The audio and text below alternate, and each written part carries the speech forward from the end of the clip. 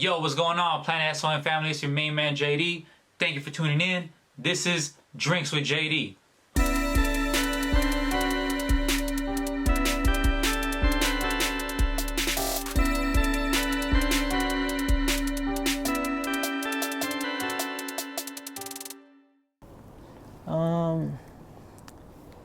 No regrets. I think for a long time I definitely felt like,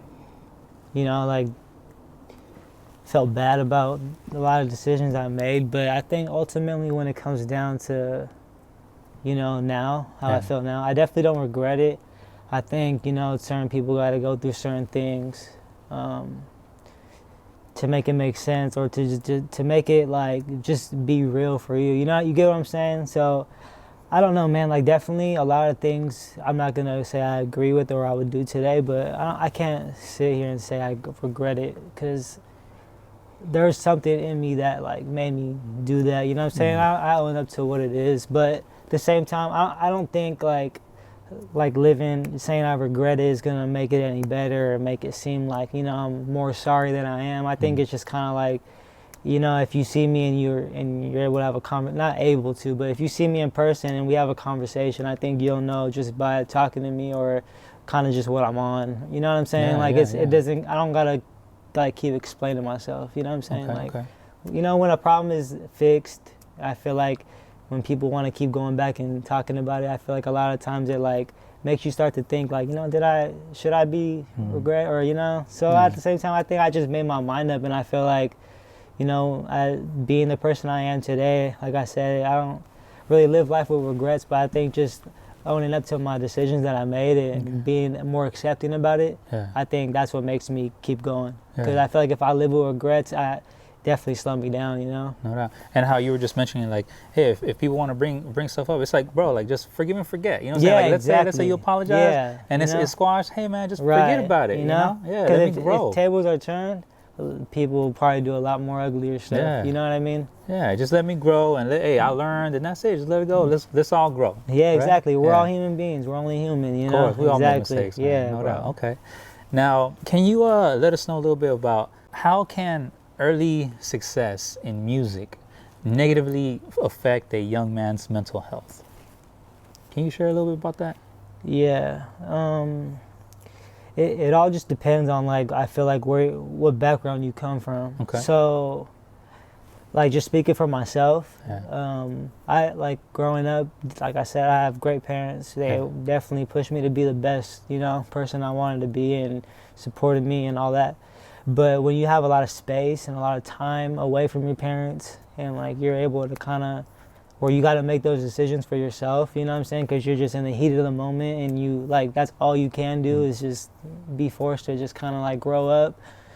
I think that's, like, where it can get messed up, because then you kind of turn into, like it's almost like you feel like you got to be in survival mode or something. And I'm just speaking for myself, because the way I look at it is, like, with this big record, you're obviously so happy, and you're like, you want to just see the best come out of it, and you want to, try to take advantage of, what's going on at the moment. You want to seize it, and you want to, expand on it. You want to take the full advantage. But, like, a lot of times I think people don't understand, like, what something as simple as, like, drugs, or even just having a certain amount of money that you never had before, because you never even seen that in your life, what that can do to someone. And it's nobody else's fault, but it's just like speaking to people that just don't know, people who are coming up that are just kids, 16, 17, even younger, because I notice, like, the music nowadays is just like it's getting younger and younger, So these kids, like, a lot of times they just don't know. Everything's just unknown, So, like, to figure it out, it's like you really got to go through some shit if you're coming from a background, like, speaking for myself. So, and I'm not saying, like, it was that bad to where, like, I had to get on drugs, or, go rip people off for a verse for some money, or, whatever it is that I was doing. I think it just, like I said, comes down to your background, and just comes down to, like, where you grew up from, and, like, those decisions can, like, really affect, like, what you got going on in the now. But if, like I said, you know, God gives you second chances That's always, right. you know, and I feel like once it comes down to you figuring out who you are as a person and, you know, going through the things you go through as a human, Yeah.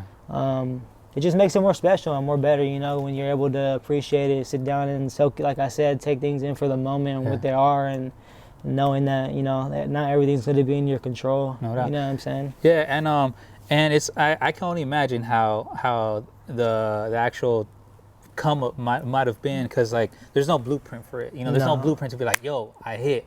You know, and then obviously, you know, if you're at a young age, I mean, fortunately, some people can have mentors and people to like, let's say OGs, to like, yo, you know, steer them in the right direction. You know what I'm saying? So it's like, Right. as long as you surround yourself, like you were talking about, as long as you surround yourself and with good people and acknowledge your situation, then hey, you should be good. Yeah, right? you should be good, man, No for the doubt. most part. Okay. Yeah. All right, man. So you're a 5-time platinum selling artist, right?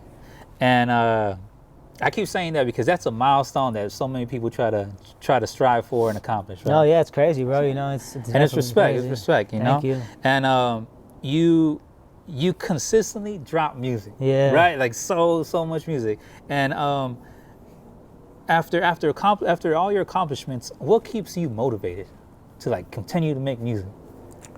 For me personally, it's just the love of music for me personally. Okay. You know, I can't speak upon everybody else, you know, what keeps them going, but definitely for me, it's just like, I love music at a young age, and, you know, like, just like I said, to be able to wake up every day and like just to create is, to me, like the best feeling in the world. Like, I'd rather have that every day, you know, over being famous. Mm-hmm. You know, I'd rather, if it was up to me, ultimately, I would, if I could make money and not be famous, you know, I'd do that, you know. But, you know, the music industry, the way it is, you know, it is the way it is. So, I don't know. It kind of, like I said, I'm just speaking for myself, so a lot of other people got different drives and goals, but I just love making music. Yeah. That's it. Okay. Now, you have an amazing body of work, right? We're talking about a large catalog, right? Yeah. We're talking about, you know, full LPs and so many hot singles, right? Right. Have you ever gone back and like heard your older stuff and noticed the growth and a more, I guess, better polished version of your sound? Yeah, bro.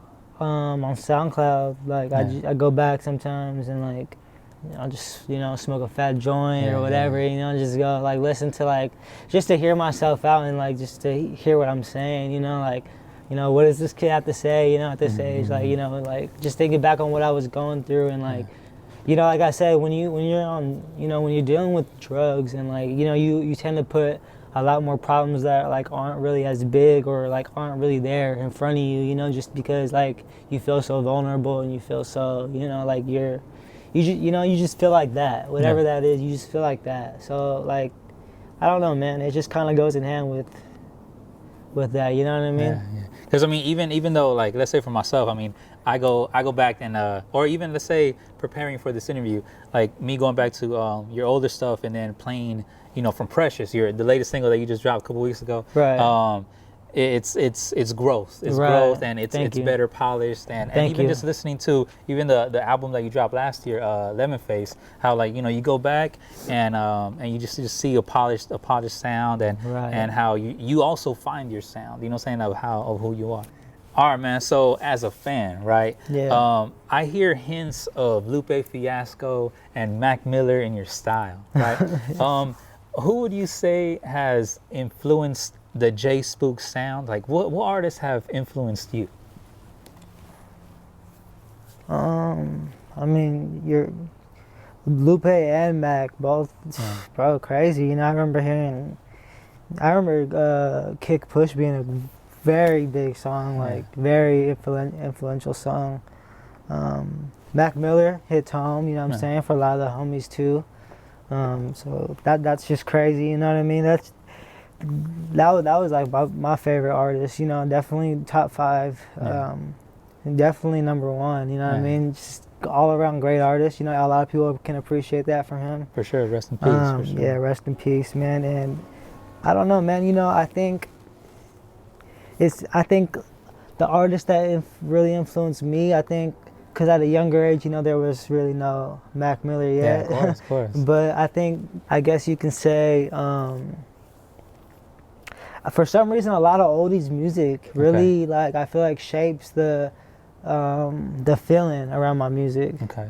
You get what I'm saying? Like maybe not how obviously because it's rap and oldies, but I think like growing up, just hearing that so much, the oldies, my family going through it, listening to oldies, just kind of like a cycle. You know what I mean? It just kind of like it's almost like you can become a part of it. You know what I'm saying? Just as a fan of music. Once you get to know the artist or whatever it is, you know, you dive deeper. It's like you feel a part of the process, you know, at that point. So it's like, I don't know. I think oldies really has like, it makes me feel like, you know, one day I want to make oldies or something like that. You know, like slow it down a lot more. And when I get older, and I think that's what it maybe, hopefully becomes. You know, some very just original, you know, sounding. Okay. You know what? I'm curious. Let me ask you this question. I know that like, just certain things that you do, like let's say on Swallow the album, or you know, Yellow Pajamas, or on Lemonface, right? You have tracks of just beats, right? And they're dope beats, right? Like you just vibe to it, you know. And it's not like you're not even anticipating the lyrics. You're just like, yo, man, you just vibing to this dope beat, you know what I'm saying? And I was just curious, like, why do you like to do that? Like, why do you just put beats on a track and then that's it, no lyrics? I like to give people the feeling of like I said, like they're a part of it. Like they can like almost like if you're just chilling with the homies and you're bumping it, you could just freestyle to that track and that one's yours to keep. You know what I'm saying? Like it's more so like I just like to let people experience it without me. It's almost like I don't want to talk too much, bro. You know what I'm saying? Just listen to the music. And sometimes you gotta take the vocals out and just let people listen to how great the music is. So that's dope, man. That's dope. You know okay. I mean? Yeah, because that's something I like that you do on your records. Thank you, bro. And stuff. I think I'll always do that. Every project I always have that one that's just, you know. Yeah, and especially now that you made it clear and just like, oh, okay, that's what I'm talking about. Yeah. All right, man. So even though that you're a solo artist, right? You're technically a part of a group called 1207. Right. So I guess this is a two-part question. What has being in a group of rappers and producers taught you? And also, what have you done to stand out within the group?